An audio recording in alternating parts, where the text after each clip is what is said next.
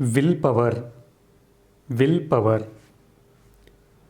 Exactly 300 years after the death of the great scientist Galileo, Stephen William Hawking was born in Oxford, England on 8th January 1942.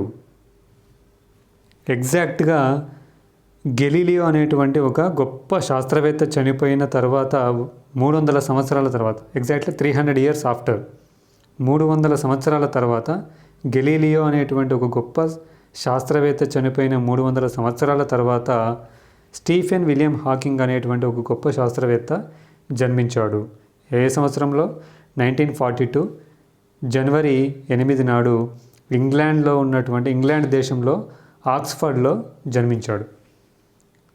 Little did his parents know that Stephen would be hailed as one of the greatest scientists of this century. ఈ విధంగా Galileo అనేటువంటి శాస్త్రవేత్త చనిపోయిన తర్వాత కరెక్ట్గా 300 సంవత్సరాల తర్వాత ఇతను పుట్టడం అనేటువంటి విషయము వాళ్ళ పేరెంట్స్కి ఏ విధంగా అనిపించిందట అంటే, ఈ శతాబ్దపు గొప్ప శాస్త్రవేత్తలలో ఈ స్టీఫెన్ విలియం హాకింగ్ కూడా ఒకరుగా కొనియాడబడతాడు అని చెప్పేసి వాళ్ళకు అనిపించింది. గెలీలియో చనిపోయిన తర్వాత 300 సంవత్సరాలకు ఎగ్జాక్ట్గా పుట్టాడు కాబట్టి గెలీలియో అంతటి వాడు అవుతాడు, గెలీలియో శాస్త్రవేత్తలాగా ఇతను కూడా గొప్ప శాస్త్రవేత్త అవుతాడు అనేటువంటి ఒక నమ్మకం వాళ్ళ పేరెంట్స్లో కలిగింది. After schooling Stephen joined university college Oxford and studied physics. అతను స్కూల్ చదువు అయిపోయిన తర్వాత ఎక్కడ జాయిన్ అయ్యాడు? యూనివర్సిటీ కాలేజ్లో జాయిన్ అయ్యాడు. అది ఎక్కడ ఉంది అంటే ఆక్స్ఫర్డ్లో ఉంది. అక్కడ జాయిన్ అయ్యి ఏం చదువుకున్నాడు? ఫిజిక్స్ అంటే భౌతిక శాస్త్రం చదువుకున్నాడు. After obtaining a first class degree in natural sciences he went to Cambridge to do research. అందులో ఫస్ట్ క్లాస్ డిగ్రీ తీసుకున్నాడు. న్యాచురల్ సైన్సెస్లో ఫస్ట్ క్లాస్గా పాస్ అయి హీ వెంట్ టు కేంబ్రిడ్జ్ యూనివర్సిటీకి వెళ్ళాడు. అక్కడ ఏం చేయడానికి వెళ్ళాడు? కేంబ్రిడ్జ్ యూనివర్సిటీలో రీసెర్చ్, పరిశోధన చేయడానికి వెళ్ళాడు. Since 1979 he has held the post of professor of mathematics, the one held by Isaac Newton in 1663. అక్కడ 1979లో 1979లో ప్రొఫెసర్ పోస్ట్, మ్యాథమెటిక్స్ ప్రొఫెసర్గా పోస్టును సంపాదించాడు. ఆ పోస్ట్ ఇంతకుముందుకు ఎవరు చేశారంటే 1663లో ఐజాక్ న్యూటన్ అనేటువంటి గొప్ప శాస్త్రవేత్త ఆ పోస్టును ఇంతకుముందుకు తీసుకోవడం జరిగింది. అదే పోస్టును ఇప్పుడు ఎవరు పోషించారు?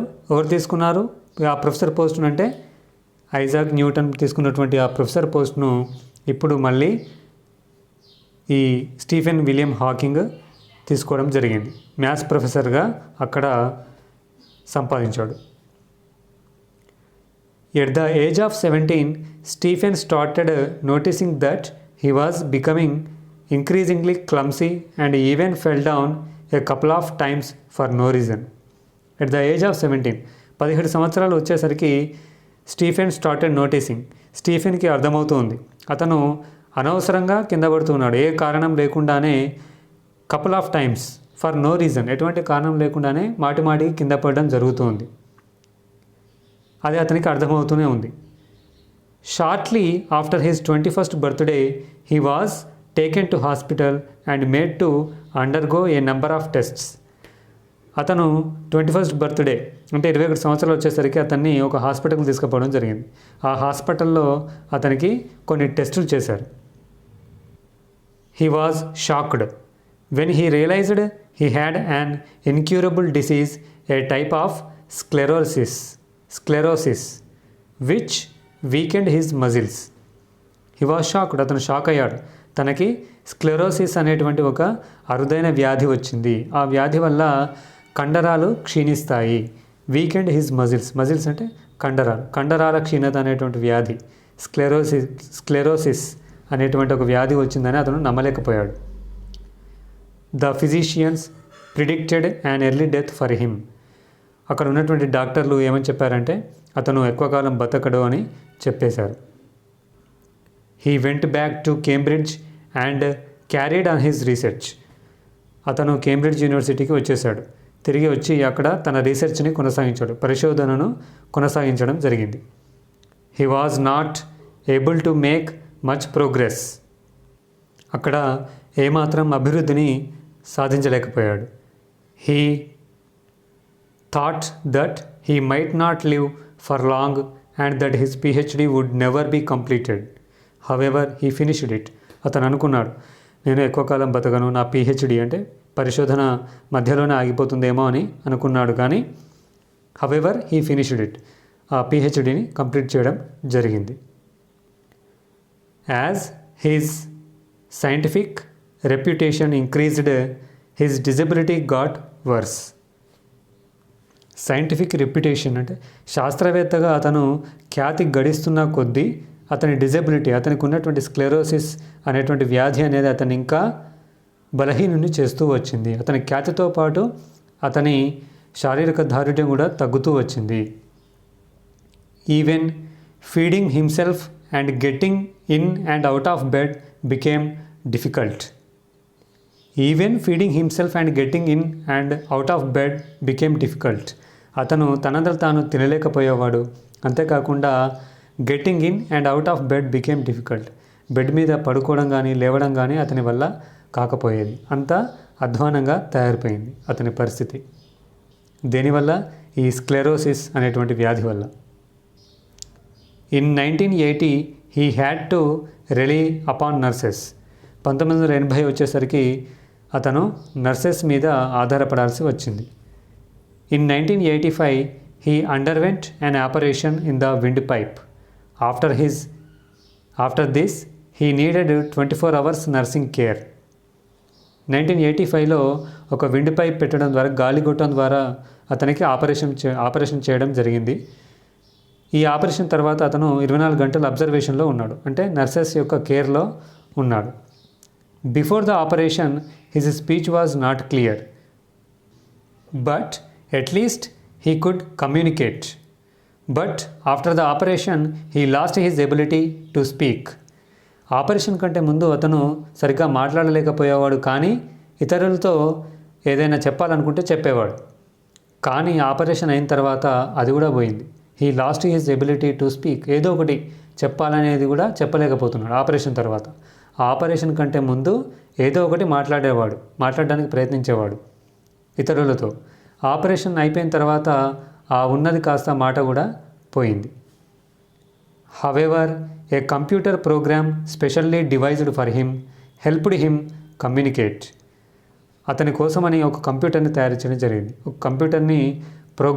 ఒక ప్రోగ్రామ్ తయారు చేసి ఆ కంప్యూటర్ని అతని పక్కన పెట్టేవాడు. దాంతో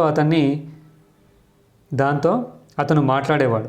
ఆ మాటలతో అతను ఏం ఆలోచిస్తున్నాడో మనకు అర్థమయ్యేది. సో ఈ విధంగా ఇతరులతో కమ్యూనికేట్ చేసుకునేవాడు. అంటే ఒక కంప్యూటర్ సహాయంతో అతను మాట్లాడేవాడు. తను ఏమనుకుంటున్నాడో అక్కడ కంప్యూటర్లో చెప్పేవాడు. ఆ కంప్యూటర్ మనకు చెప్తుందన్నట్టు. ఆ విధంగా ప్రోగ్రామ్ తయారు చేసి కంప్యూటర్కు పెట్టడం వల్ల ఆ విధంగా వేరే వాళ్ళతో మాట్లాడడానికి ప్రయత్నం చేసేవాడు. ఈ కంప్యూటర్ ప్రోగ్రామ్ అనేది అతని కోసమే స్పెషల్గా తయారు చేయబడింది. Using this program a book has been written and dozens of scientific papers have been presented. ఈ కంప్యూటర్ ప్రోగ్రామ్ను యూజ్ చేసుకునే అతను ఏం చేశాడంటే ఒక బుక్ను రాశాడు. అంతేకాకుండా 12 అంటేని 12 సైంటిఫిక్ పేపర్స్, పరిశోధనా పత్రాలని కూడా అతను ప్రజెంట్ చేయడం జరిగింది ఈ కంప్యూటర్ ప్రోగ్రామ్ సహాయంతో. అతను మాట్లాడలేడు, అయినా కానీ ఈ కంప్యూటర్ ప్రోగ్రామ్ సహాయంతో తను ఏమనుకుంటున్నాడో తన ఆలోచనల్ని ఒక బుక్ రూపంలో మనకు తీసుకురావడం జరిగింది. ఒక డజన్స్ ఆఫ్ సైంటిఫిక్ పేపర్స్, పరిశోధనా పత్రాలని కూడా అతను మన ముందుకు తీసుకొచ్చాడు. Many scientific talks have also been given. అంతేకాకుండా ఎన్నో చర్చలలో కూడా పాల్గొన్నాడు. సైన్స్కి సంబంధించినటువంటి చర్చలు, వాటిల్లో కూడా ఇతను పాల్గొనడం జరిగింది ఈ కంప్యూటర్ ప్రోగ్రామ్ ద్వారా. He was awarded medals, prizes and 12 honorary degrees. అతనుకు ఎన్నో మెడల్స్ వచ్చాయి, ఎన్నో ప్రైజెస్ వచ్చాయి. 12 హానరరీ డిగ్రీస్ కూడా, గౌరవప్రదమైనటువంటి డిగ్రీస్ కూడా రావడం జరిగింది.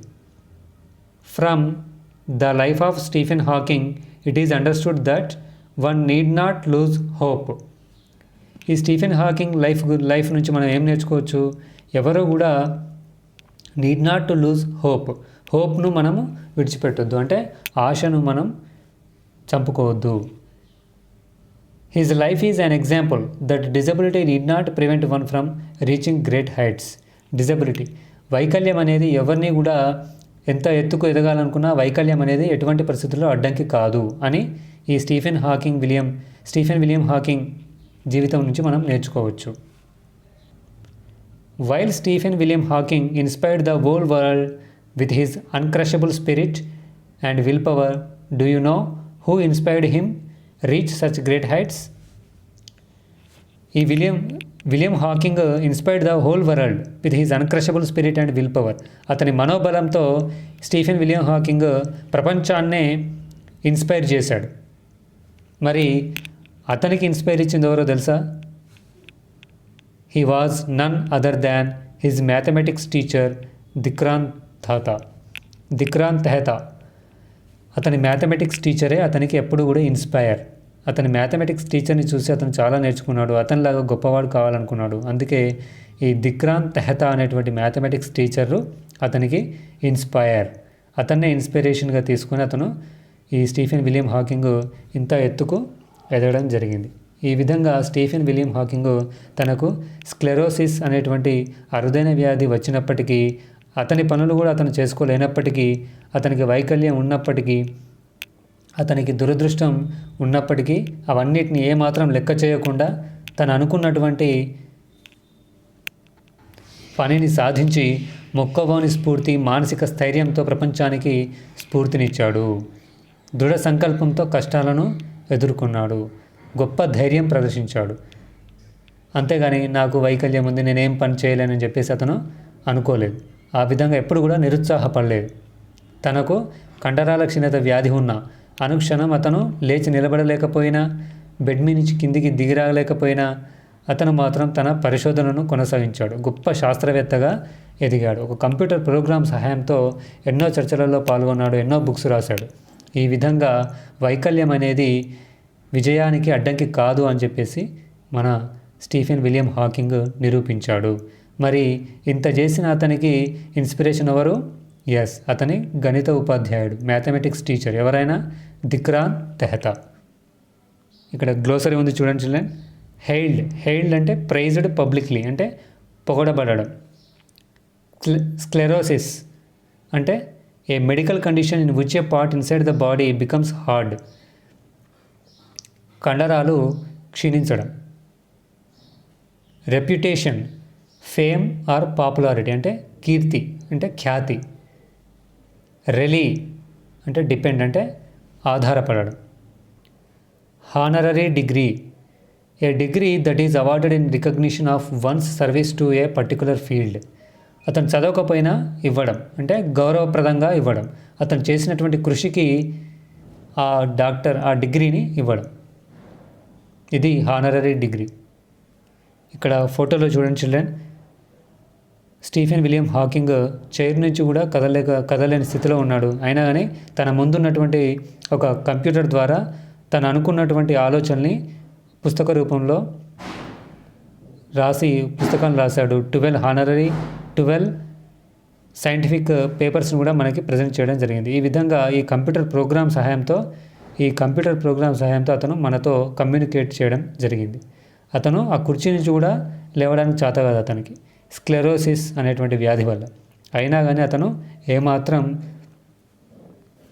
భయపడకుండా మొక్కవోని దీక్షతో, దృఢ సంకల్పంతో తను అనుకున్నటువంటి విజయాన్ని సాధించగలిగాడు. ఈ శతాబ్దపు గొప్ప శాస్త్రవేత్తలలో ఒకడిగా అతను ఎదిగాడు.